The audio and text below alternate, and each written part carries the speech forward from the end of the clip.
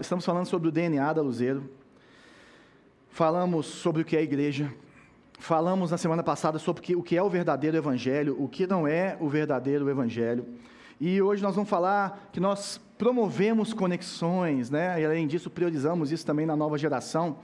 E por que então que priorizamos conexões, ou qual a importância das conexões entre as pessoas em relação a uma igreja? E existe eu vejo isso, e todo mundo conversa comigo, vê isso também, que muitas pessoas, elas frequentam uma igreja, igual vocês estão aqui, só que elas se sentem desconectadas. É como se você entrasse e saísse e não fosse visto, não fosse notado, né? É como se você não fizesse parte realmente daquela igreja. Você simplesmente entra ali igual num show, né? Igual numa plateia, num stand-up do pastor, e aí você vai lá e é abençoado, e muitas vezes você é membro de uma igreja, você concorda com a teologia, com como eles entendem que a Bíblia é revelada e passada, gostam da música, mas você não se sente conectado. É como se fosse um eterno visitante na sua igreja. Tem outras pessoas que reclamam também que não se sentem cuidadas pela igreja, que não se sentem vistas, pastoreadas. Isso é uma dificuldade, né? Eu mesmo já tive essa dificuldade, quando eu mudei de igreja uma vez, mesmo sendo uma pessoa extremamente envolvida, mesmo liderando o ministério, eu passei meses me sentindo como se eu fosse alguém que não pertencia àquele povo. Eu passei meses, a Bela passou mais de meses, passou anos, porque a Bela foi fazendo um filho atrás do outro, né, igual o coelho, e aí ela estava amamentando e tudo mais, então ela frequentava menos ainda. Foi quando a gente teve o Joãozinho, depois a Maria. Então, esses primeiros anos aí foram muito difíceis para a gente, numa igreja que nos amava, numa igreja que nós amávamos, né, e que concordávamos com as coisas, estávamos lá por eles, não tinha nada de errado, mas nós não nos sentimos família ali. Por quê? Porque ser igreja envolve conexões relacionais. Talvez você se identifique com isso. Às vezes você vem, você participa, mas sente assim, olha gente, se eu sumir um mês, ninguém vai nem perceber, né? Ninguém vai nem me ligar, ninguém vai nem dar conta que eu não estou aqui. E talvez você está frequentando a Luzeiro e está se sentindo assim. Eu sei que a nossa recepção é super calorosa, super receptiva mesmo, gostosa, mas às vezes você quer se sentir parte e não sabe como. E o Hernandes Dias Lopes fala sobre isso. Ele fala que uma pessoa normalmente permanece numa igreja onde constrói relacionamentos significativos de amizade. Então, esses relacionamentos significativos, eles não são só algo que foi inventado por nós, ou que a gente está vendo. Eles fazem parte do plano de Deus para o homem, eles fazem parte do plano de Deus para a igreja, né? E por isso que no nosso DNA a gente tem essa parte de que nós promovemos conexões, porque o DNA do cristianismo é de um povo conectado, é de uma família. E nessa família, na igreja, nós temos o que nós chamamos de amizades espirituais. São amizades que estão unidas ali, essas pessoas se unem pelo motivo de Jesus, né? E essas amizades espirituais, elas não se dão apenas, ou não funcionam apenas, quando você só frequenta um culto. O culto faz parte, mas o culto é insuficiente para que você desenvolva isso. Por quê? Porque a igreja é formada por pessoas. Nós falamos disso no primeiro domingo da série, né? E tem um outro ponto, que é mais difícil para a gente. Pessoas têm problemas, não é verdade? Pessoas erram. Não existe igreja perfeita, da mesma forma que não existe relacionamento perfeito. Todo mundo um dia, no relacionamento mais saudável que você tiver, você vai se machucar, você vai machucar o outro. Só que você tem formas de lidar com isso e de manter um relacionamento saudável dentro dessas imperfeições. Não existe relacionamento perfeito. Só que quando nós falamos de relacionamentos dentro da igreja, que normalmente a gente chega na igreja esperando relacionamentos perfeitos, pessoas acolhedoras, pessoas que amam como Jesus, pessoas que nos tratam bem como Jesus nos trata bem, nós encontramos pessoas imperfeitas. Só que às vezes é pior do que isso. Às vezes nós permanecemos em igrejas com sérios problemas doutrinários, seríssimos, e que nós já vimos, ou também debaixo de lideranças abusivas, com culturas extremamente tóxicas, em relação ao ser igreja, ao conviver igreja, ao ser liderado, por um único motivo, porque nós não queremos perder as amizades, porque nós não queremos perder essas conexões. O que eu estou falando é que uma igreja saudável, ou é preciso que você tenha uma igreja saudável, é preciso de uma igreja saudável para você ter crescimento espiritual saudável. Não tem como.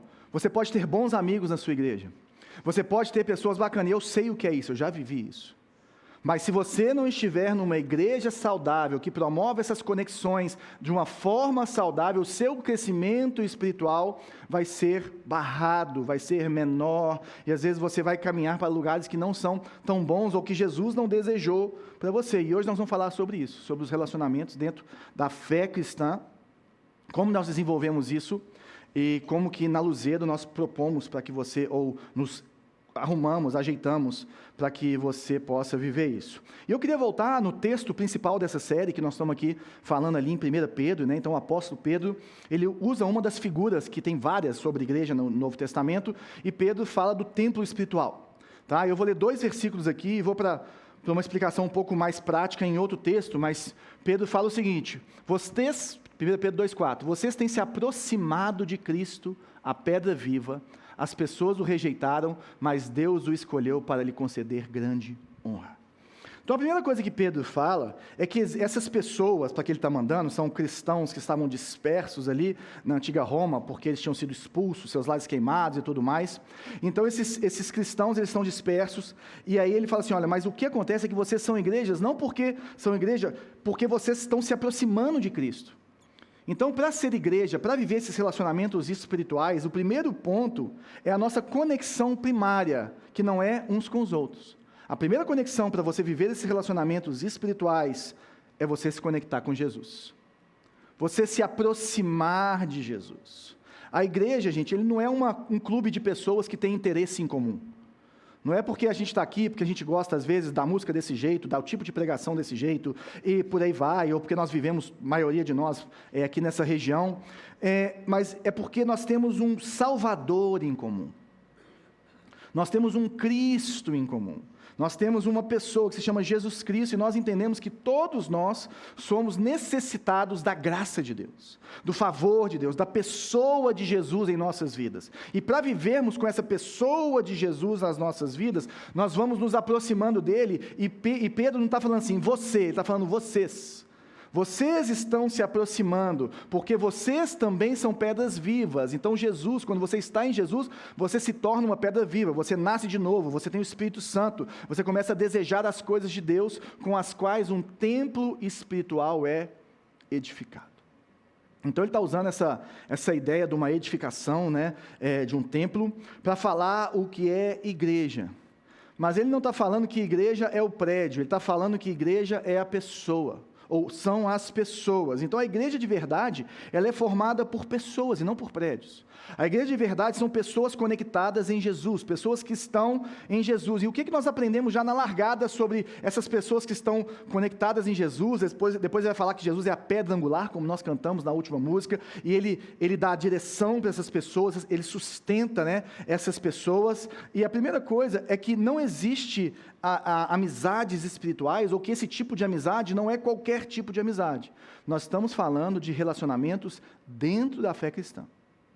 Eu não estou falando que os relacionamentos fora da fé cristã, você deve eliminá-los da sua vida de forma alguma, pelo contrário, você deve manter amigos fora da fé cristã. Mas existe uma coisa, um derramar de Deus, uma bênção de Deus, como o salmista fala, um óleo que escorre na barba de Arão quando os irmãos estão em comunhão, que você só vive nessas amizades espirituais.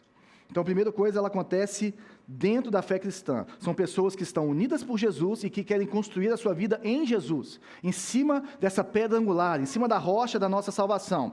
E a igreja, então, é uma comunidade com esses relacionamentos espirituais intensos, profundos. E quando nós olhamos para essa figura do templo, nós estamos vendo que uma rocha sustenta a outra, que sustenta a outra, que sustenta a outra, que está ao lado da outra. Elas vão se encaixando com um propósito feito por Deus.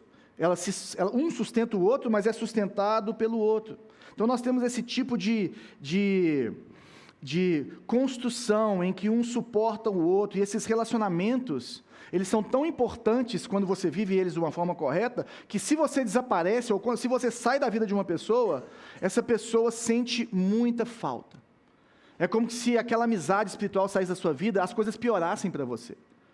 E isso precisa fazer falta, você precisa fazer falta na vida dos seus irmãos. Esses relacionamentos, eles são recíprocos, né? Eles são mútuos. Não sei se já faz parte de um grupo assim. Eu sei que quem tem frequentado os nossos pequenos grupos têm relatado esse tipo de coisa. Eu sei que muitas vezes você participou de igrejas, às vezes através de um ministério, através de um grupo de oração, através de amizades que você fez, que você encontrou amizades assim. E são essas amizades que transformam a nossa vida. Porque, gente, independente da gente ser adulto, porque a gente fala isso para os adolescentes, mas a nossa vida muda, ou nós mudamos pela influência das outras pessoas. Positiva ou negativamente. Paulo fala que as más companhias corrompem os bons costumes, ali em 1 Coríntios, no capítulo 15. Então nós precisamos saber disso, que nós temos que nos conectar com essas pessoas, para que a fé cristã seja desenvolvida em nós. E ele não fala de tijolos, ele fala de pedras. E pedra, gente, cada uma é de um jeito. Cada pedra é única. Não existe uma pedra igual à outra. Então Deus está construindo a igreja com pessoas, com formas, com dons, com suas próprias imperfeições e com suas próprias bênçãos que tem na sua vida, para que nós juntos possamos ver e experimentar quem Deus é. Esse é o templo espiritual de Deus, que é feito por pessoas. Então, gente, a nossa visão de Deus, o que Pedro está falando, o que eu quero mostrar mais para frente, é que a minha visão de Deus e a sua visão de Deus, ela fica extremamente limitada se você não tiver relacionamentos espirituais. E no cristianismo, esses relacionamentos espirituais, eles são chamados de comunhão. Então você vai ver essa palavra na Bíblia, que se chama comunhão, e ela, no grego, é uma palavra que é koinonia. Essa palavra koinonia, ela é traduzida por várias coisas, né, para aguentar o sofrimento de Cristo, para ser pelos outros. É usado koinonia também quando as pessoas dão dinheiro para ajudar outras pessoas. Então a comunhão, ela passa por isso tudo, mas koinonia, comunhão, significa um vínculo mútuo dos cristãos com Cristo e que os coloca em um relacionamento profundo e eterno de amor uns com os outros. Então nós temos vínculos mútuos. Nós estamos todos nos relacionando com Jesus. E ao nos relacionarmos com Jesus, nós aprendemos, ou nós vemos a necessidade de termos relacionamentos verdadeiros, profundos, com outros cristãos, em que nós vamos amar essas pessoas. Então esse vínculo mútuo mostra que todo mundo tem Jesus, mas também mostra que a comunhão é esse ato, ou esse exercício, porque comunhão é uma disciplina, é um exercício de você estar continuamente convivendo, conhecendo, aprofundando o seu relacionamento com o outro, apesar das suas preferências. Então, por exemplo, amizades são baseadas em preferências culturais. Então, eu fico amigo dos caras da minha academia, às vezes eu fico amigo das pessoas que têm filhos da mesma idade que eu tenho, eu fico amigo de pessoas que gostam do mesmo time que eu gosto, que vão no estádio comigo, né? Eu tenho várias preferências culturais, lugares que eu frequento, que eu vou ficar amigo das pessoas, mas igreja é diferente. Na igreja, as pessoas amam Jesus, elas começam a frequentar aquele lugar, e aí você começa a ter amizades que você nunca teria se você estivesse fora da fé cristã. E eu falo com vocês que eu dou graças a Deus, porque os meus melhores amigos, as pessoas que eu mais admiro na fé cristã, são pessoas que eu nunca conheceria pelas minhas preferências culturais. Então, o próprio Senhor nos une, porque a comunhão é baseada naquilo que Jesus faz em mim, naquilo que Jesus faz no outro, naquilo que Jesus está te direcionando a fazer, aonde Jesus está te direcionando a estar. E isso nos leva a esse relacionamento profundo. Então, são pessoas que entendem que Jesus morreu por todos, nós, que estamos em Cristo, né? Mas também nós nos doamos pelo outro, porque Jesus se doou por nós, e nós sabemos que, além de nós, as outras pessoas precisam de Jesus. Então, existe algo de Jesus em mim, que eu preciso passar para outra pessoa. Você não está lá só por você, você não frequenta a igreja só por você. Você frequenta a igreja também porque você tem algo a dar para outra pessoa. Você se envolve nesses relacionamentos. E esse relacionamento de amor, ou amar aqui, significa um afeto verdadeiro, um desejo pelo bem do outro, por essas pessoas que você considera como irmãos e irmãs na fé cristã. Na comunhão, o seu relacionamento com Cristo se expressa em um relacionamento de serviço, ou seja, você serve essa pessoa, você se entrega por essa pessoa, você vê as necessidades dessa pessoa. Santo não é de qualquer jeito, é dentro dos padrões de Jesus, é dentro da santidade de Jesus, da pureza de Jesus, e ele se torna alegre e carinhoso para o bem uns dos outros. ou seja, cumprindo o mandamento de Jesus, amem uns aos outros como eu os amei. Na comunhão, a gente gosta de falar isso, o Jesus em você encontra com o Jesus no outro. Por isso que não tem como você ter esse tipo de relacionamento fora da fé cristã. Então, dentro desses dons que cada um tem, e são dons intercomplementares, né? Então, o que eu tenho, o que falta em mim, vai ter no Mateus e vai ter em outra pessoa. Nesses dons, nós vamos sendo nutridos pelo Senhor. Então, não existe outro relacionamento, porque Jesus, ele está no nosso meio. E aí você vai vendo Jesus no outro, mesmo que você tenha vários motivos para não ver. Como assim, João? Essas pessoas com quem você vai conviver na igreja, com quem você convive na igreja, elas têm defeitos. Tem coisas que você olha para elas e você não vê Jesus nelas. Então, apesar disso, você vai continuar olhando para elas, abençoando a vida delas, caminhando com elas e escolhendo andar com as pessoas, apesar das dificuldades que ela tem, porque existe algo de Jesus nelas também que você precisa. E você tem algo que você precisa construir na vida dessa pessoa. O que eu estou querendo falar nessa primeira parte é que para crescermos espiritualmente, nós precisamos estar conectados relacionalmente. E a pergunta que eu te faço é, como está a sua vida de comunhão? Quem são as suas amizades espirituais? Quais são as suas amizades espirituais? Porque não tem como ser cristão sozinho. E se você acha que tem como ser cristão sozinho, eu queria te encorajar a reler a sua Bíblia toda, porque você está muito errado. Muito errado. Não tem como. E é interessante porque essa palavra comunhão, por muito tempo, ela nem foi chamada como disciplina espiritual. Porque nas sociedades anteriores à nossa, o convívio era algo muito comum. Você parava, tomava um cafezinho, a vida era mais devagar, você não tinha essa hiperconexão que nós temos hoje, essa cultura de hoje, né, de estar conectado por Instagram e WhatsApp e por aí vai, e você trabalha em casa. Gente, tem gente que não sai de casa para fazer nada. Você pede compra em casa, você trabalha em casa, você vai na faculdade em casa, está crescendo absurdamente as pesquisas no Google que são como fazer amigos. Porque a pessoa não sabe se relacionar, ela fica presa dentro de casa. Essa aqui é a realidade. E nós desaprendemos a relacionar. Então, ainda mais agora, nós como igreja, pastores de igreja, líderes de igreja, e vocês que sabem dessa verdade, nós precisamos nos esforçarmos para estarmos em comunhão. Nós precisamos nos esforçarmos para nos relacionarmos com as pessoas. E nós vemos esse retrato maravilhoso da comunhão logo no comecinho da igreja. Então, se você não conhece da Bíblia, você tem o Antigo Testamento todo que vai falando sobre Jesus, sobre a criação, sobre a queda do homem, e como que esses relacionamentos vão sendo bagunçados, e como que Deus vai entrando no meio através do povo de Israel, e arrumando essas coisas, e apesar do povo, Deus continua lá sendo fiel. E aí depois vem Jesus, que são os evangelhos falam a respeito da vida de Jesus, da morte de Jesus, do propósito de Jesus na terra, dos ensinamentos de Jesus, e logo depois que Jesus sobe aos céus, eles esperam, e aí em Pentecostes, o Espírito Santo vem sobre os discípulos, e ali é a inauguração da igreja. O Espírito Santo vem e faz a diferença, e dá a eles o poder para testemunhar. Isso acontece ali em Atos 1 e 2. E logo em Atos 2, bem no finalzinho, eles falam dessa comunidade nascente, é onde aparece pela primeira vez a palavra koinonia ali em Atos. Essa palavra comunhão é um texto que praticamente todo crente antigo conhece, Atos 42, que está escrito o seguinte: todos se dedicavam de coração ao ensino dos apóstolos, à comunhão, ao partir do pão e à oração. Ele está falando assim, olha, todos se dedicavam, essa é a tradução aqui, mas a palavra que está ali onde todos significava, fala, eles perseveravam na doutrina dos apóstolos. O que é perseverança? Perseverança é quando você quer e quando você não quer. É você se expor a esse tipo de relacionamento, se expor aos cultos públicos, se expor a essa vida dentro da igreja, quando está tudo bem, e quando não está tudo bem, quando está tudo mais ou menos.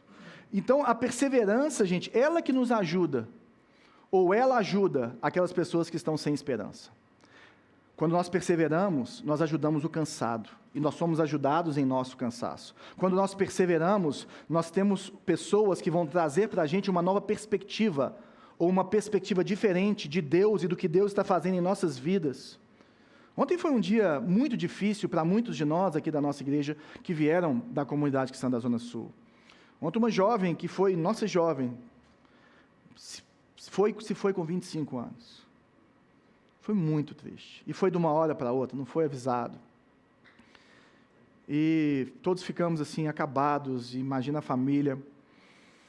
E foi uma situação muito difícil, mas o que nos chamou a atenção, o Zé Eduardo, a gente estava lá, eu e o Eduardo, conversando, e ele falou comigo assim: João, olha como a igreja está se mobilizando para apoiar essas famílias. Se acontecer isso um dia na Luzeiro, nós não queremos, mas eu quero ser essa pessoa que fica ao lado dessa família. Eu quero ser essa pessoa que vai dar apoio, que vai trazer outra perspectiva, que vai orar junto, que vai ficar na casa do outro até 2 horas da manhã para resolver as coisas da papelada da jovem que faleceu. Eu quero ser essa pessoa que leva, que busca, porque isso é comunhão, meu irmão. Isso é amar o outro. E aí, dentro dessa perspectiva que nós vemos aqui, eles têm alguns pilares para viver a comunhão nesse texto. Olha que interessante, a primeira delas é que eles perseveravam na doutrina, nos ensinos dos apóstolos. Então, o conteúdo que você consome na igreja, o conteúdo ele é fundamental para o seu crescimento espiritual. Não tem como você ficar sarado comendo McDonald's todo dia, fast food todo dia. Você precisa de uma boa dieta, né? Você precisa de uma sã doutrina. E para amadurecermos como crente, para termos crescimento como crentes, nós precisamos de uma boa interpretação da verdade revelada de Deus nas Escrituras, o que nós chamamos de teologia saudável. Então, se coloque em ambientes onde tem uma teologia saudável. Siga pessoas no Instagram que têm uma teologia saudável. Cuidado com os falsos ensinos, cuidado com os sofismas que são ensinados por aí, porque senão você não vai viver uma comunhão plena e não vai experimentar plenamente esse derramar de Deus dentro da igreja. Além disso, eles perseveravam na comunhão. E comunhão lembra de mutualidades. O que são mutualidades? Na Bíblia, nós contamos aqui na igreja 26 vezes que no Novo Testamento aparece o que você deve fazer uns aos outros.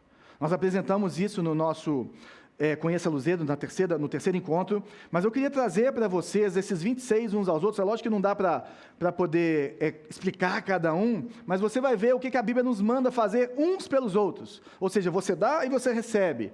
Você deve amar uns aos outros. Nós devemos honrar uns aos outros. Nós devemos nos dedicar uns aos outros. Nós devemos edificar uns aos outros. Instruir, ensinar uns aos outros. Cuidar de forma igual uns dos outros. Sofrer com os que sofrem. Alegrar com os que são honrados. Perdoar uns aos outros. Servir uns aos outros. Corrigir uns aos outros, carregar os fardos pesados uns dos outros, ser bondoso uns com os outros, ter compaixão uns dos outros, compartilhar salmos, hinos, cânticos espirituais uns com os outros, nos sujeitarmos uns aos outros. E sujeitar é você deixar a pessoa falar na sua vida, você se submeter a ela. A gente chama isso de submissão mútua. Suportar uns aos outros, consolar uns aos outros, exortar uns aos outros, considerar uns aos outros, encorajar uns aos outros, não falar mal uns dos outros, orar uns pelos outros, confessar os pecados uns aos outros, ser hospitaleiros uns com os outros e viver em paz uns com os outros. Paulo fala que no que depender de você, tenha paz com todos. E quando nós vivemos essas mutualidades, quando nós vivemos esses uns aos outros, nós chamamos isso de parceria no Evangelho. De pessoas que não só comem juntas, não só têm momentos juntos, mas elas têm um compromisso de trazer Jesus para a vida do outro por meio de ações claras, verdadeiras, relacionais uns com os outros. Nós nos comprometemos a falar a verdade, mas não é de qualquer jeito, é falar a verdade em amor, uns para com os outros. Porque para você exortar, gente, ninguém gosta de ter sua orelha puxada. Ninguém gosta disso, mas para você exortar, então você tem que estar num lugar de intimidade, em um lugar em que a pessoa sabe que você está fazendo aquilo porque você ama ela. Porque você é por ela, você não está querendo punir ela, você está querendo transformar a vida dela. Então a gente fala a verdade em amor, e quando nós estamos em relacionamentos profundos de intimidade, nós podemos falar dentro da realidade de cada um. Aqui eu não consigo falar em cima da sua realidade. Pode ser que Deus me use para dar um exemplo daquilo que você está precisando agora. Mas se eu te conhecesse como eu conheço algumas pessoas, eu poderia falar exatamente em cima de quem você é, da sua história e da sua realidade agora. E isso você só consegue fazer com poucas pessoas. E é essa comunhão que Deus quer nos levar. Encorajar, edificar. Sabe o que é isso? É você ver a pessoa passando por situações e de várias formas você falar assim, olha, a vida com Deus é melhor. Jesus é melhor, escolha o caminho de Jesus, porque o caminho de Jesus é melhor. E aí você mostra 1000 descrições bíblicas e 1000 experiências que mostram o porquê, na palavra de Deus, que o caminho de Deus é melhor, que entregar o seu futuro para Deus é melhor, que Deus é maior e que a orientação de Deus é a melhor que a gente pode ter. Nós mostramos a beleza de Deus para as pessoas por meio dos nossos relacionamentos. Exortar, gente, sabe o que é exortar? É você evitar que o seu irmão caia em pecado ou permaneça em pecado. E a gente sabe que o pecado destrói relacionamento. Pecado destrói o relacionamento do homem com o homem, né, no sentido da humanidade, do homem com Deus. O pecado afasta, o pecado atrapalha. E a vida com Deus une. A vida com Deus cura. Ele fala disso, e ele fala da oração também, né, o partir do pão, que eu vou falar mais para frente, mas ele fala também da oração.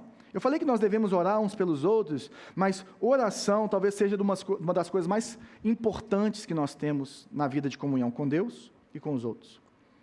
Nós oramos em particular, mas nós oramos em público.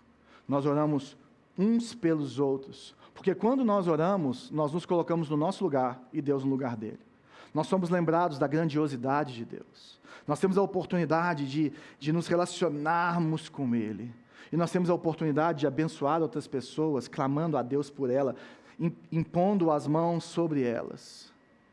Dentro desse relacionamento que eu te passei, você já teve amizades assim dentro da igreja?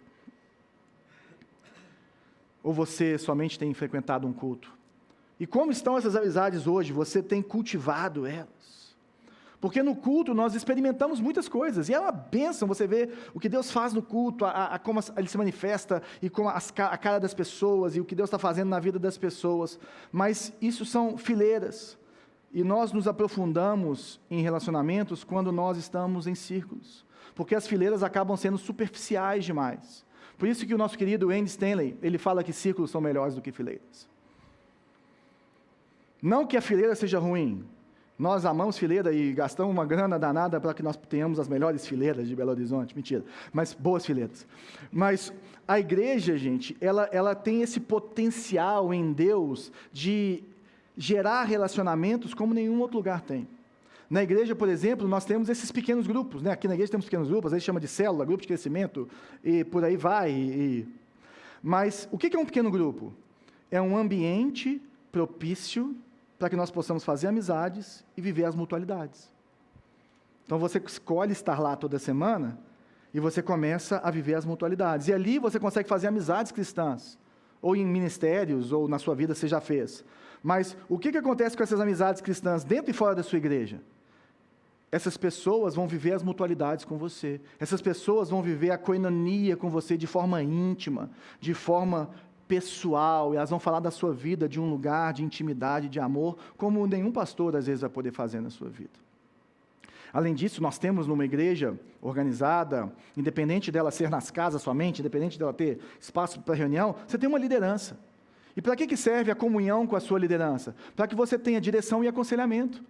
Um aconselhamento de uma pessoa que às vezes foi chamada por Deus e tem um dom maior para poder fazer isso, que está mais preparada por Deus e foi colocada por Deus para poder aconselhar e liderar, como foi com Moisés e como foi ali na igreja primitiva com os apóstolos, que depois fizeram os diáconos para poder diminuir o trabalho, para eles perseverarem na oração e na pregação da palavra. Fileiras são ótimas, gente. Isso que a gente está vivendo aqui é ótimo, mas não é suficiente. Nós precisamos estar em círculos. E outra coisa, o círculo não pode ser grande demais.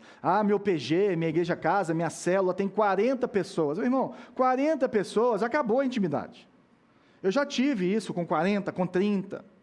Se você tiver... Gente, quem vive o PG mesmo, igual a gente vive, e eu vou explicar para vocês como é que a gente vive depois, mas assim, na hora que passa de 10 na reunião, você já fica incomodado. Porque o mais tímido fica calado, porque aquele que é mais necessitado de falar, fala o tempo inteiro, e você já não tem tanta vontade de se abrir com o outro. Então, assim, os pequenos grupos, eles têm que ser pequeno mesmo, porque senão perde a intimidade. Então, eles perseveravam nisso, nas casas, né? E aí, o texto fala, Lucas fala em Atos, que havia em todos eles profundo temor, e os apóstolos realizavam muitos sinais e maravilhas. Imagina, gente, você estar numa comunidade assim, onde as pessoas têm um profundo temor de Deus. Você tem amizades com pessoas que têm um profundo temor de Deus. E sabe o que o temor de Deus faz? Ele muda a sua forma de enxergar a vida. Sabe o que o amor de Deus faz? Ele muda a sua forma de agir, porque você tem reverência, você tem submissão a Jesus. Você se entrega um para o outro. E o que acontece em ambientes onde pessoas têm o temor de Deus, onde elas estão ali, umas pelas outras, convivendo e orando umas pelas outras, vivendo as mutualidades, é inevitável, sinais e maravilhas vão acontecer.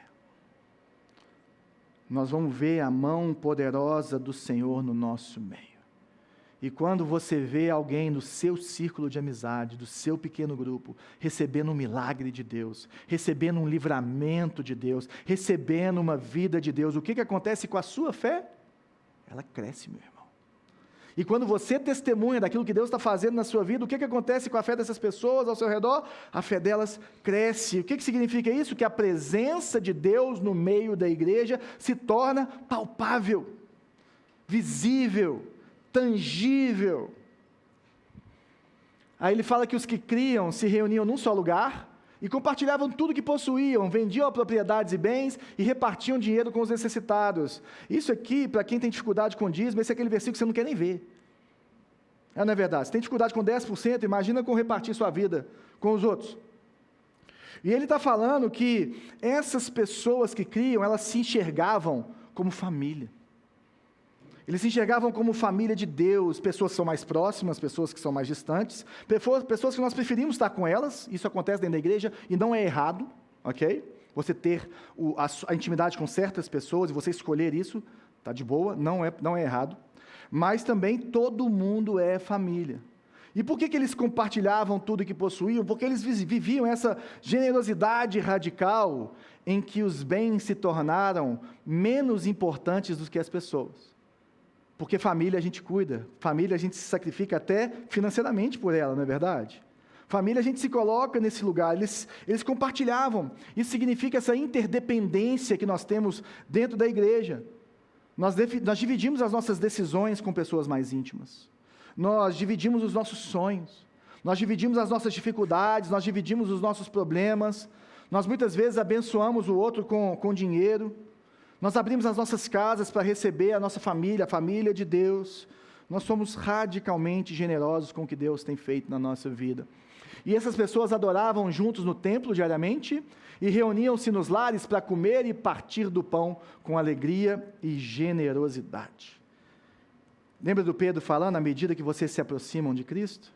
Eles se reuniam para adorar o Senhor, para engrandecer o nome dEle, para exaltar o nome dEle, não só com cânticos, claro, com a vida toda, mas aqui é um incentivo para que você chegue perto, chega perto de alguém, para que você permaneça perto e para que você escolha ir fundo, porque você pode participar do melhor pequeno grupo do mundo, estar num grupo de pessoas incríveis, mas se você não se abrir, se você não se colocar nesse lugar de vulnerabilidade, e tem coisa que você não precisa abrir num pequeno grupo não, gente, não é a cozinha da sua casa, mas tem muita coisa que você pode abrir.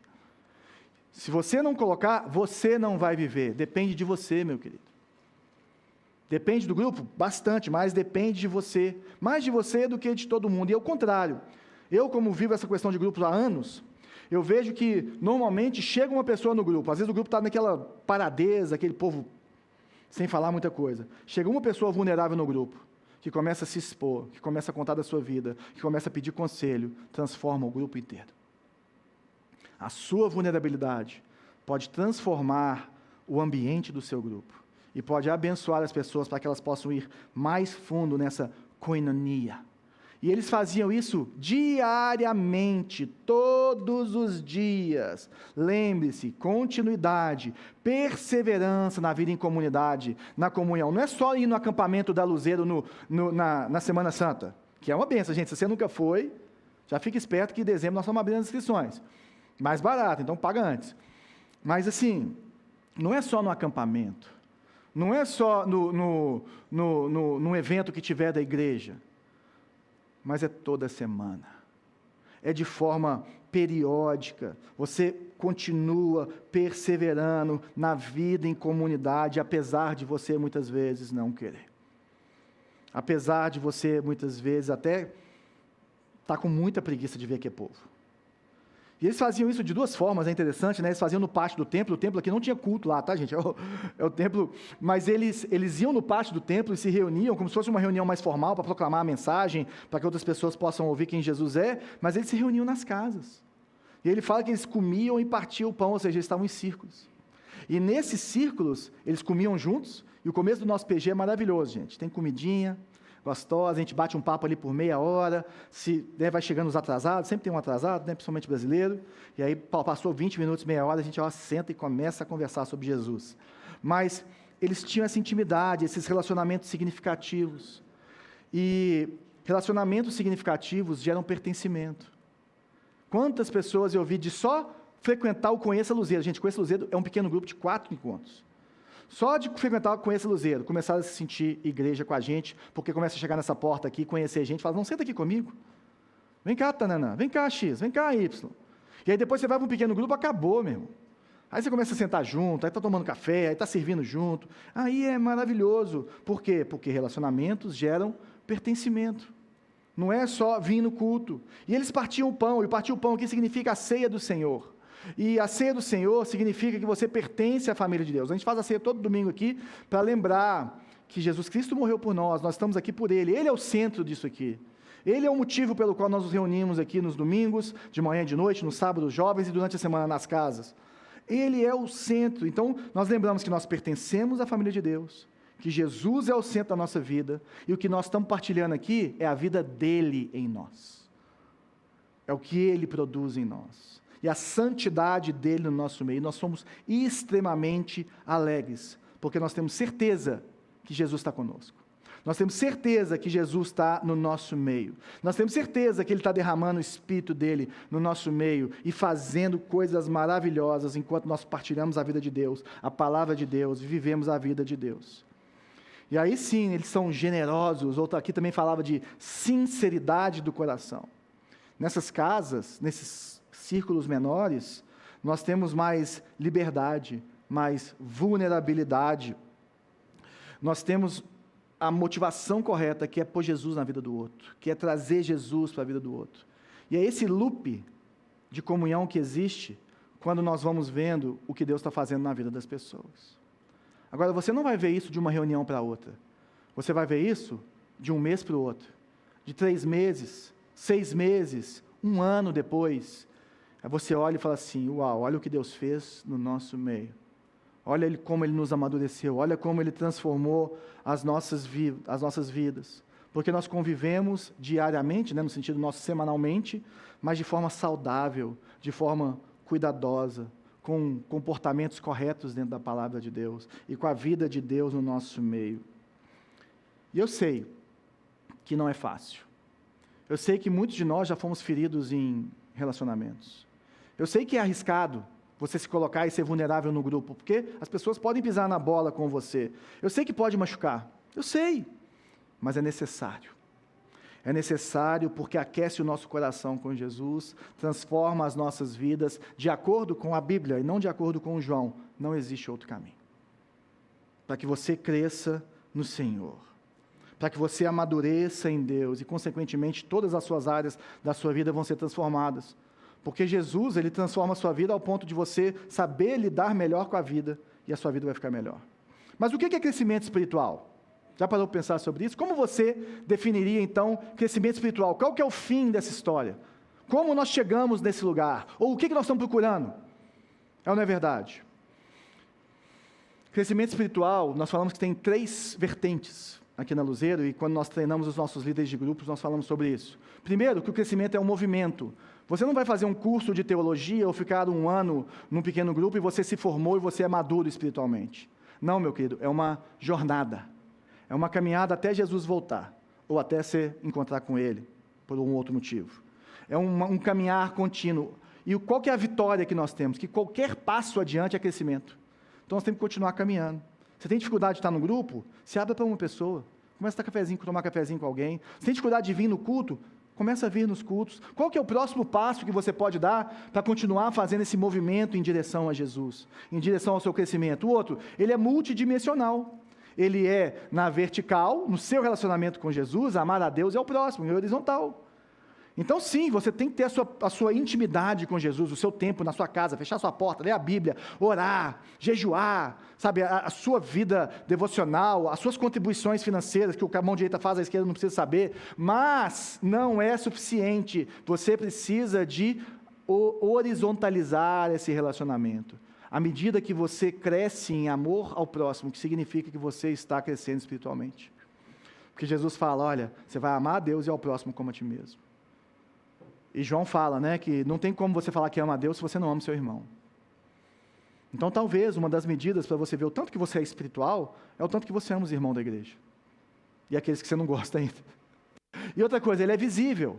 Mas ele não é visível pelos dons espirituais. Porque muitas pessoas que estão imaturas em Deus, ou caídas no sentido da vida com Deus, manifestam dons espirituais maravilhosos. O crescimento espiritual, de acordo com a Bíblia, ele é medido por duas coisas. Primeiro, pelo fruto do Espírito. O que é o fruto do Espírito? Amor, alegria, paz, paciência, amabilidade, bondade, fidelidade, mansidão, domínio próprio. O fruto do Espírito é isso tudo. E a sua maturidade espiritual, ela é medida pelo que você tem de pior. Pelo que você tem de pior. E outra coisa, você não muda de um dia para o outro. Você vai passar um mês e olhar para trás e falar assim, poxa, eu estou mais fiel a Deus.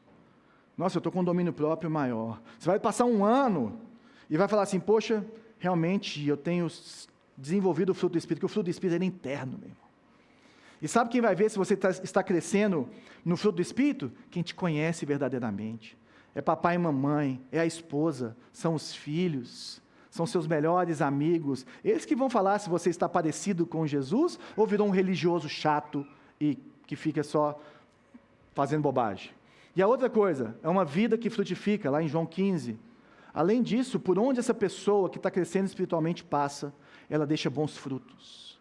Tem gente que conhece muito a Bíblia, mas que onde passa deixa divisão, deixa dor, deixa fofoca, deixa problema. Jesus falou assim, aquele que comigo não ajunta, espalha.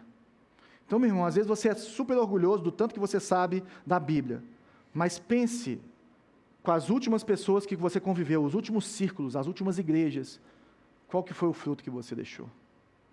Nós temos que tomar cuidado, porque às vezes nós estamos aí falando de Bíblia, falando de Deus, mas nós não temos esse fruto interno do Espírito Santo na nossa vida, e nós não estamos frutificando na vida das pessoas, e crescimento espiritual é assim, porque a plenitude da vida cristã só pode ser vivida em comunidade.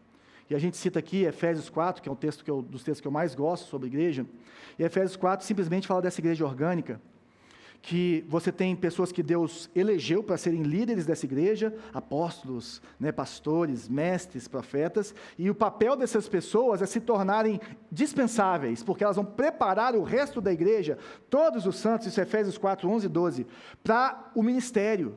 Significa que todo cristão, se você entregou sua vida para Jesus, todo crente tem ministério, e aí essas pessoas começam a perseguir a verdade em amor, juntos, e juntos elas vão poder, crescendo nesse amor de Jesus, conhecendo Jesus, elas vão poder não cair em qualquer vento de doutrina. Lembra da sã doutrina que eu falei?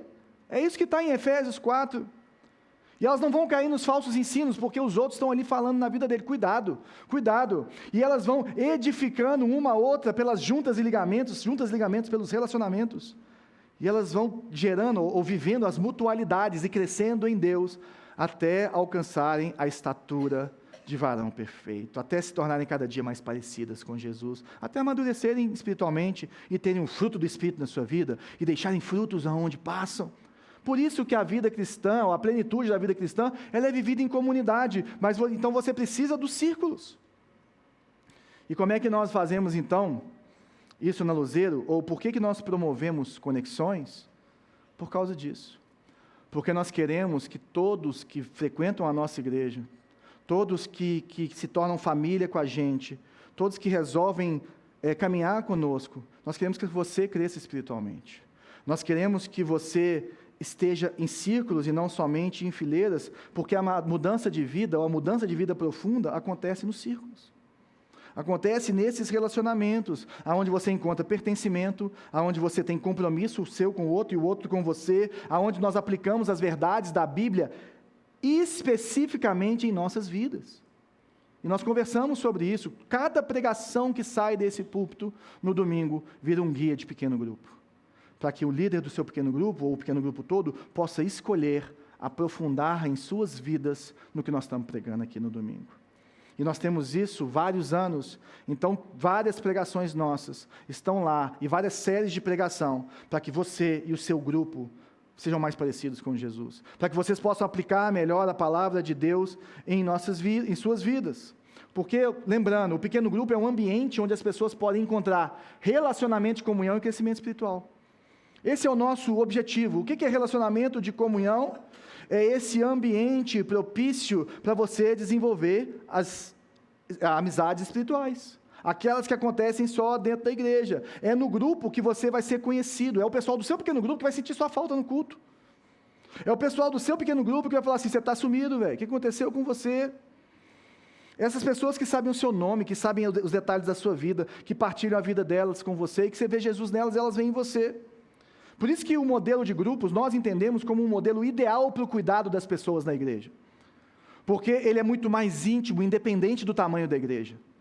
Ele traz intimidade, independente do tamanho da igreja. Temos parceiras nossas que são igrejas de milhares de pessoas, que estão em pequenos grupos, que as pessoas se sentem pertencentes, vistas, ouvidas. Por quê? Porque elas têm o pequeno grupo delas. E são essas pessoas que normalmente a gente conta na adversidade. São essas pessoas que normalmente vão estar ali. Por isso que eu falo que o cuidado relacional, ele é superior ao cuidado pastoral. O cuidado pastoral é muito importante, tem coisas que realmente a gente precisa trazer para o pastor, e os nossos líderes de grupo são treinados para saber o que precisa trazer para a gente na liderança da igreja. Mas 80% dos seus problemas e do que você precisa de exortação, de edificação, de suporte, vai acontecer num pequeno grupo, vai acontecer em relacionamentos. E nós temos também o crescimento espiritual. O que é crescimento espiritual? É compartilhar a vida de forma prática e pessoal. E aí nós vamos aplicar e vamos crescer nesses frutos. Então é só num grupo que você vai poder descobrir e desenvolver dons que você nunca imaginou. E é a partir de grupos que nós começamos a ver pessoas que têm dons para pregar. Nós começamos a ver pessoas que têm dom para acolher, que têm dom para aconselhar, que têm dom para servir. Ali no grupo você pode começar a viver essas mutualidades, e aí isso vai chegando no ouvido da liderança da igreja, e nós vamos te desafiando para mais e melhor. É a partir do grupo que você começa a se conhecer em Deus e conhecer aquilo que Ele te chamou para fazer, em relação aos dons que Ele colocou na sua vida. E é por isso que nós temos PGs durante a semana, e nós não temos culto, e não queremos ter culto aqui durante a semana. Porque nós queremos que você tenha espaço na sua agenda, para conviver com a sua família, para trabalhar, para cuidar da sua saúde, e também para separar um dia da sua semana, para estar em um pequeno grupo. Nós não vamos criar nenhuma agenda para competir com isso. Sim, temos eventos, mas todos os nossos eventos eles têm um propósito, algo específico que vai te levar para algum lugar. E é por isso que a nossa igreja não tem e não vai ter eventos durante a semana.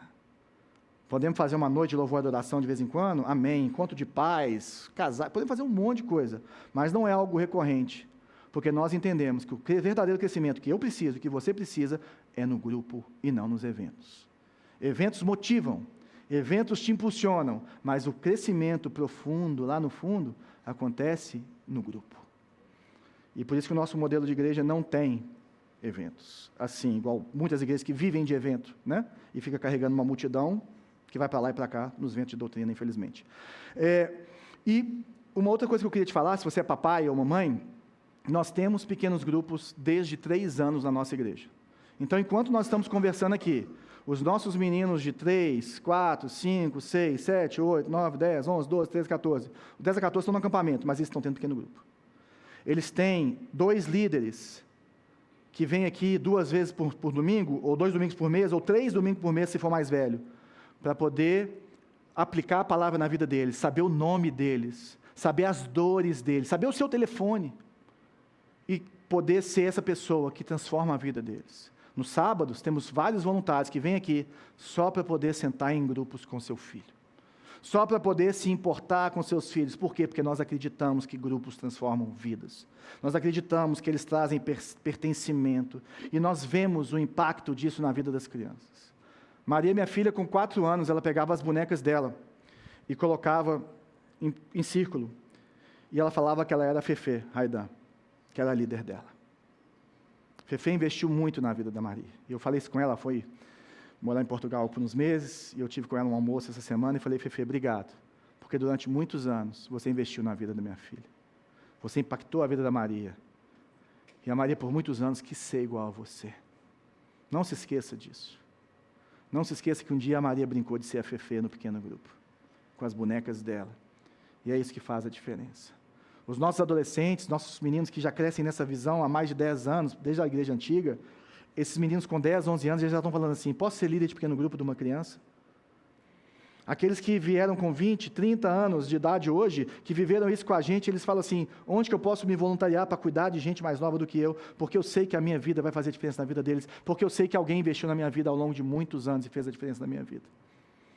Nós acreditamos em grupos, e nós acreditamos que uma geração vai contar outros grandes feitos do Senhor. Não perca essa oportunidade, pais. Os pais são a principal influência na vida dos filhos, mas não são a única.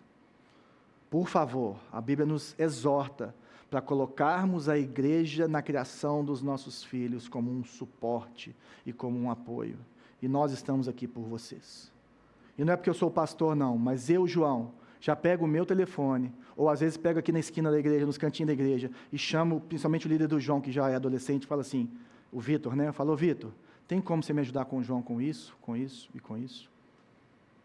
E como eu vejo diferença na vida do meu filho, porque o Vitor está investindo na vida dele. O Isaac, que levantou aqui, foi líder do João, quando ele era criança, durante 5 anos. E ele fala ao coração do João como poucas pessoas falam, porque ele foi intencional com o meu filho. Eu sou grato a Deus pela vida deles. Sou grato a Deus pelo que eles fazem na vida dos nossos filhos. Nós conectamos pessoas em grupos para terem conversas significativas sobre a fé e a vida, de modo que gere transformação. Por quê? Como eu falei, porque a aplicação, a comunhão é tão importante quanto o conteúdo. E é por isso que a gente tenta falar a palavra de Deus da forma mais clara possível.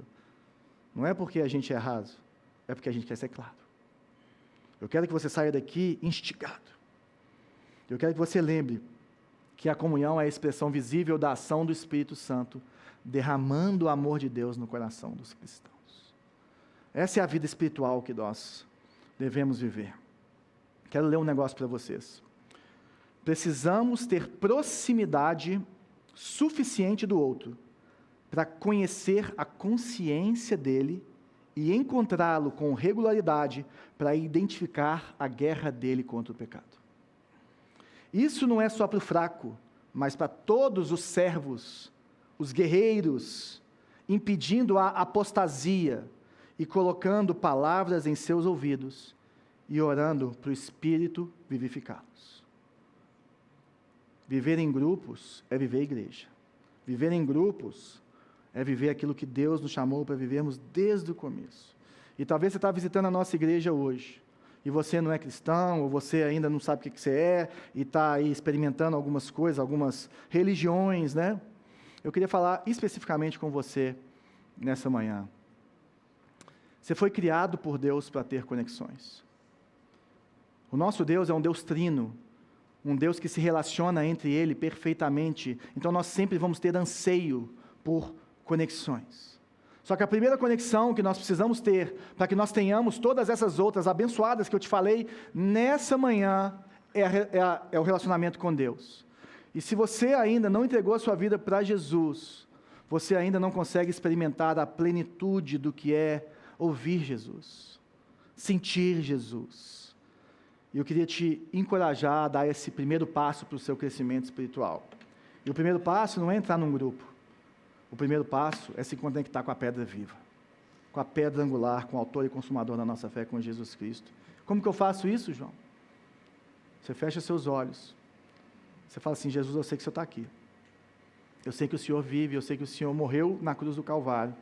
Eu me arrependo dos meus pecados e eu te aceito como meu único e suficiente Senhor e Salvador. Muda a minha vida. Pode fazer essa oração do seu jeito, que eu tenho certeza que Jesus vai transformar a sua vida. E se você tiver alguma dúvida, procura quem te trouxe. E se ninguém te trouxe, você estava passando lá na rua e resolveu entrar, pode me procurar no final do culto, que eu vou ficar muito feliz de fazer essa oração com você.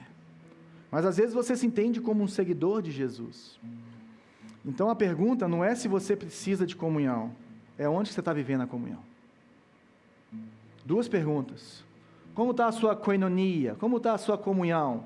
Quem tem permissão para perguntar como está o seu coração de verdade?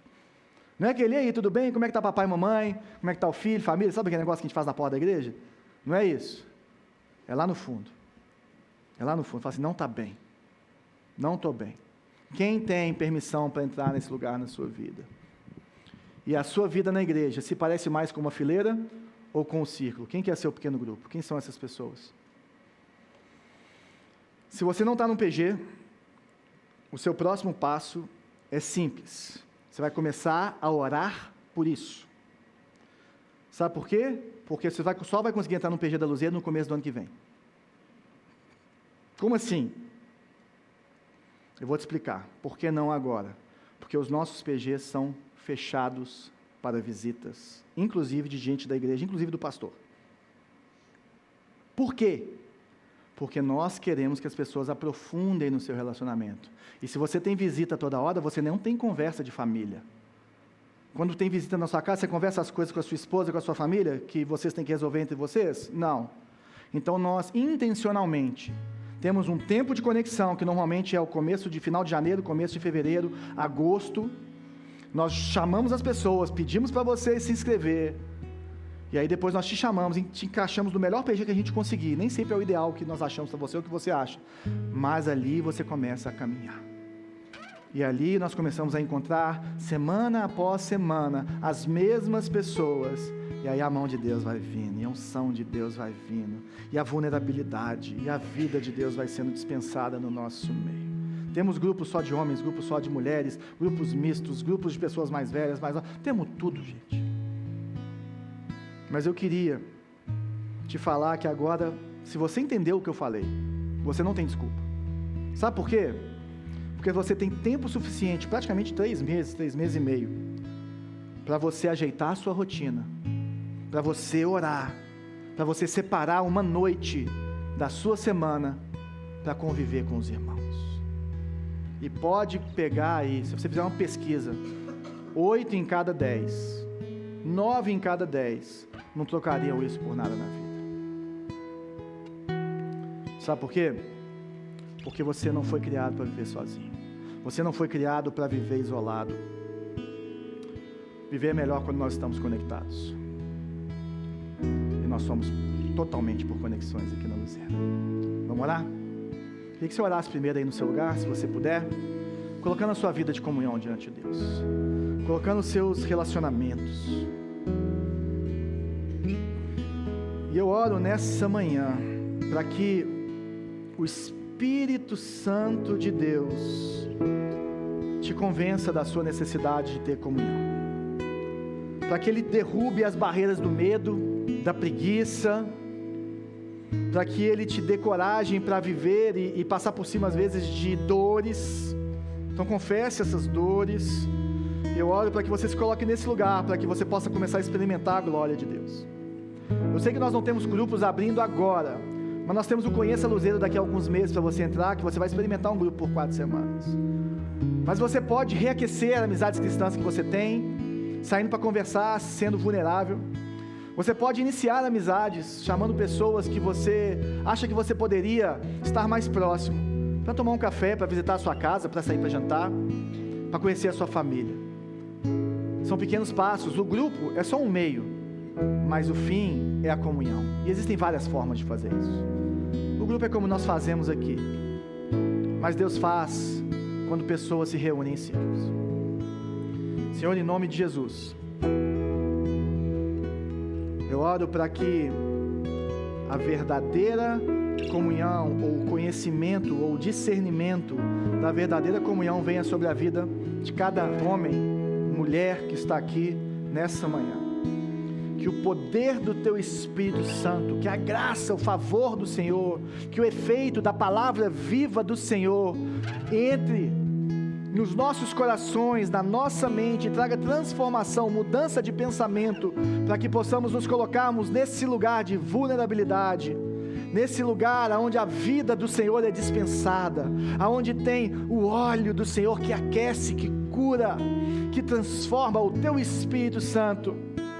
Pai, em nome de Jesus, eu oro para que cada um de nós, no lugar em que está, possa dar um próximo passo em relação a vivermos em comunhão, para que possamos experimentar continuamente crescimento espiritual em nossas vidas, em nome de Jesus.